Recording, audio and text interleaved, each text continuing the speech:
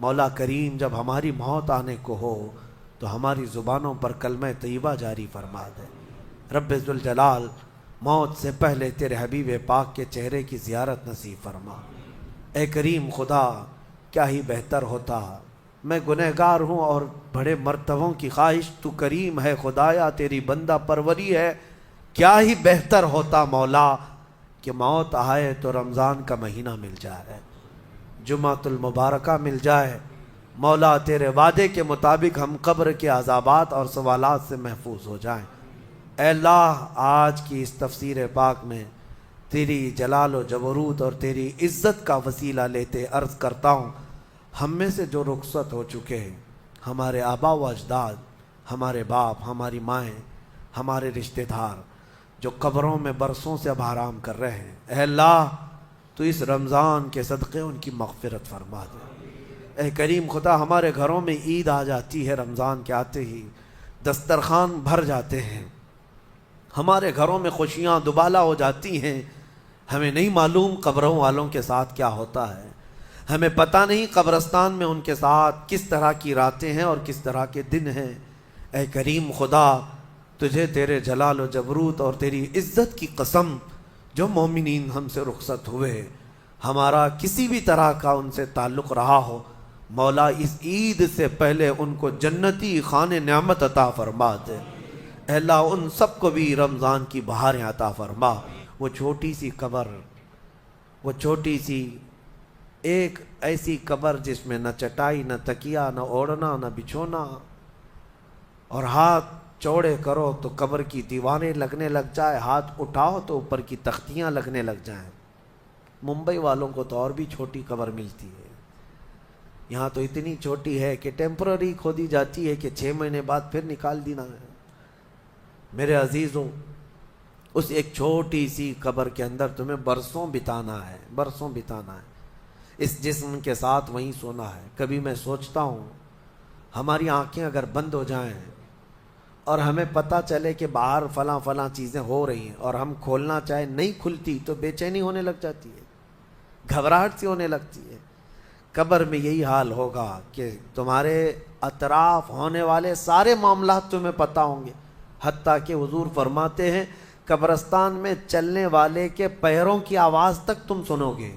مردہ سنتا ہے، سلام تو دور کی بات ہے، پیروں کے چلنے کی آواز بھی سنتا ہے، اور جب سنتا ہے سارے معاملات لیکن آ نہیں سکتا باہر، کسی کو کچھ کہہ نہیں سکتا، بول نہیں سکتا۔ کیسی بے چینی ہوگی، وہ کیسی گھبراہٹ ہوگی۔ بڑے بڑے اولیاء اکرام، حتیٰ کہ سیدنا عثمان ابن عفان رضی اللہ تعالیٰ عنہ، داماد رسول، امیر المومنین، خلیفہ رسول، جب رات کے وقت مصلی پر کھڑے ہوتے اور قبر کی کوئی آیت تلاوت کرتے تو اتنا روتے تھے کہ ان کا مصلی آنسوؤں سے بھیگ جاتا تھا۔ صبح ان کے مصلی کو نچوڑ کر سکھایا جاتا تھا۔ لوگ ان سے پوچھتے، آپ قبر کے متعلق اتنا خوف زدہ کیوں ہو جاتے ہیں؟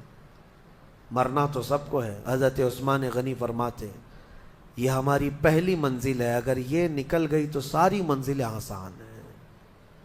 اینما تکونوا یدرککم الموت، اللہ فرماتا ہے، اور کئی جگہ قرآن میں یہ آیتیں آئی ہیں میرے عزیزوں۔ جانا ہم سب کو ہے، بہت تھوڑے ہی دنوں کے بعد آخرت کے سفر کی طرف رواں دواں ہیں۔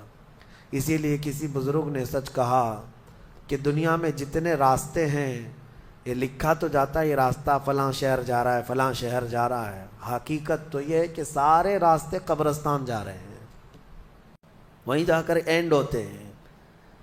ممبئی سے پونا جا رہا ہے راستہ، پونا سے بنگلور جا رہا ہے راستہ، بورڈ تو لکھے ہوئے ہیں، لیکن اہل تصوف یہ کہتے ہیں یہ تمہاری خام خیالی ہے، لیکن جس راستے پر بھی چلو گے اخیر وہ راستہ تمہیں قبرستان ہی پہنچائے گا، تمہاری زندگی وہیں جا کر اینڈ ہونے ہے۔ اسی لیے میرے عزیزوں، ہمیں زیادہ دنیا میں اتنا پھیلانے کی ضرورت نہیں، آخرت کے سفر کی طرف تیاری بھی ہو۔ میں یہ نہیں کہتا کہ کمانا نہیں چاہیے، کمائیں، گھر بنائیں، رزق کا حصول، معاش کا حصول سب کے لیے ضروری ہے، لیکن ساتھ میں یہ فکر غالب رہے ہمارے ذہن میں کہ مجھے سب چھوڑ کر جانا ضروری ہے۔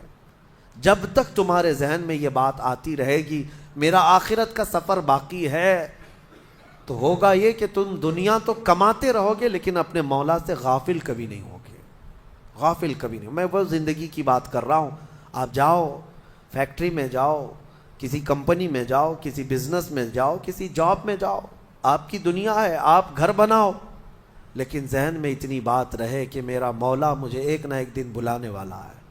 جب یہ فکر رہے گی تو آپ کی نمازیں بھی غائب نہیں ہوں گی، آپ کی آخرت کی یاد۔ اسی لیے میرے آقا نے فرمایا قبرستان جایا کرو۔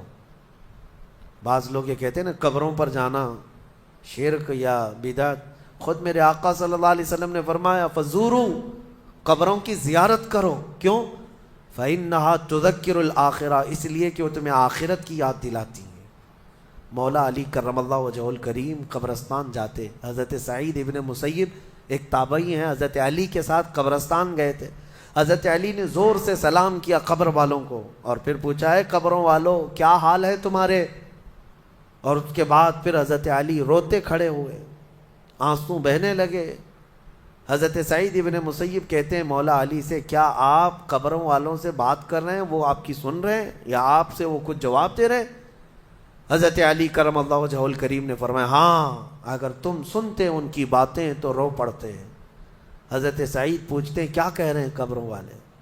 سنو میرے عزیزو، حیدر کرار شیر خدا علی مرتضیٰ فرماتے ہیں قبروں والوں سے میں نے پوچھا کیا حال ہیں تمہارے، تو قبروں والوں نے کہا اے علی مت پوچھو ہمارے حال، جن بالوں کو ہم سجایا کرتے تھے ان بالوں پر تو اللہ نے بچھو چھوڑ دیے، ہمارے وہ چہرے جو غازے سے ملوث تھے، حسین تھے، ہمارے چہروں پر اب خون اور پیپ کے علاوہ کچھ نہیں رہ گیا، ہمارا وہ جسم جس کے سنوارنے کے لیے ہم دن بھر گھنٹوں لگاتے تھے آج وہ ہماری قبروں میں کیڑوں کی غذا بنا دی گئی ہے۔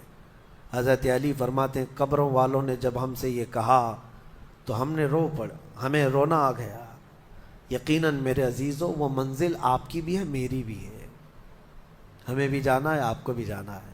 حضرت سفیان ثوری فرماتے ہیں ایک چھوٹی سی بچی کو آپ نے ایک جنازے کے پیچھے جاتے ہوئے دیکھا روتے ہوئے، وہ لڑکی اپنے باپ کے جنازے میں جا رہی تھی، رو رہی تھی اور یہ کہہ رہی تھی اتنی بڑی مصیبت کا دن ہمارے اوپر کبھی آج تک آیا ہی نہیں تھا۔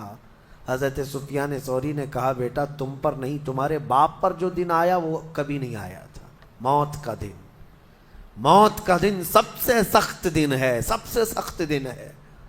موت کس طرح سے آتی ہے پتہ ہے؟ فرمایا گیا جیسے ریشم کے کپڑے کو کانٹوں کی جھاڑی پر ڈال دو اور کپڑا کھینچو، کپڑے کے تار تار نکلتے جائیں گے۔ فرمایا گیا ملک الموت روح نکالنے کے لیے جب آتے ہیں تو اسی طرح سے روح نکالتے رہتے ہیں، انگلیوں سے، پیروں کی، ہاتھوں کی انگلیوں سے، ناخنوں سے روح نکلتی نکلتی آتی ہے، ایک ایک جوڑ سے روح نکلتی ہے، یہاں تک کہ ناک تک اس کو کھینچ کر کے لایا جاتا ہے۔ اور قرآن میں اللہ فرماتا ہے تم اگر دیکھو گے کہ روح کیسی نکالی جا رہی ہے، یضربون وجوہہم وادبارہم، فرشتے آتے ہیں پیٹھ پر پیچھے مارتے ہیں، زور زور سے مارتے ہیں اور پیشانیوں پر مارتے ہیں اور یہ کہتے ہیں اے نکل جا روح۔ اللہ فرماتا ہے تم اگر دیکھو گے کہ فرشتے کس طرح روح نکالتے ہیں تو کانپ کر رہ جاؤ گے، مار مار کر کے روح کو نکالا جاتا ہے۔ اور یہ چھوٹا سا وقت نہیں ہے، ادھر جھٹکا لگا ادھر موت ہو گئی، لمبا پروسیس ہے، اس سے جو گزرتا ہے وہی بتا سکتا ہے۔ بعض لوگوں کو ایسا لگتا ہے زہر کھا لیا ابھی موت ہو گئی، سوسائڈ کر لیا ابھی موت ہو گئی، موت اتنی آسانی سے نہیں آتی، لمبا پروسیس ہے۔